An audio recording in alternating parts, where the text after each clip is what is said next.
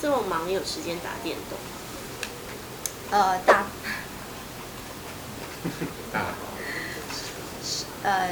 如厕的时候。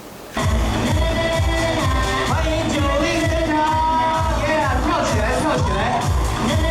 好，请照顾一下我们每一台摄影机，捕捉一下巨星的风采。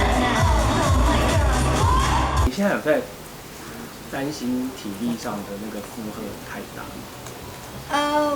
因为一口气6场。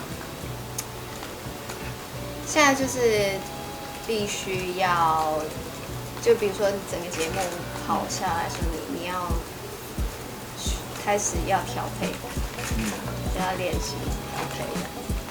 我希望是这样，但是有时候上台太嗨了，是没有办法控制的，所以对，我就先不烦恼这个问题。昨天其实是跨年那一场会比较晚唱，对，跟你平常作息的时间是不太一样。对，你会比较担心那一场。我是担心隔天。哦。对，所以可能会需要好好睡觉。你最近有没有什么可以做什么小事情可以让你短暂获得舒压的管道？最近我最近在追那个王冠，哦 ，Netflix 第3季的吗？我会看一下暑假。追剧舒压，会不会忍不住看太久这样？对啊，我看1集我就会想睡觉了。也会准备特别的东西给粉丝。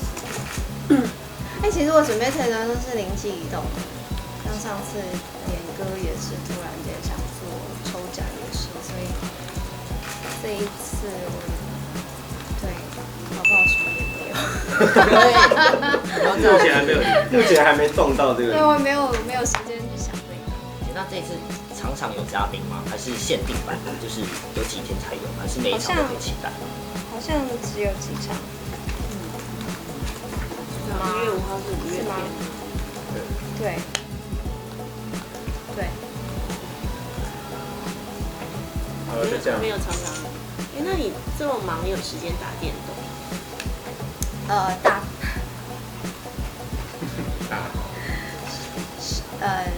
如厕的时候。这也太私密了吧！好了，差不多了那会打到脚麻吗？你很专业。就是已经上完了，还坐着，对，会这样。所以有脚麻。稍微。说到稍微脚麻 ，OK。好了，差不多了。这是标题吗？让我感受一下你的素质。好了，谢谢，差不多了。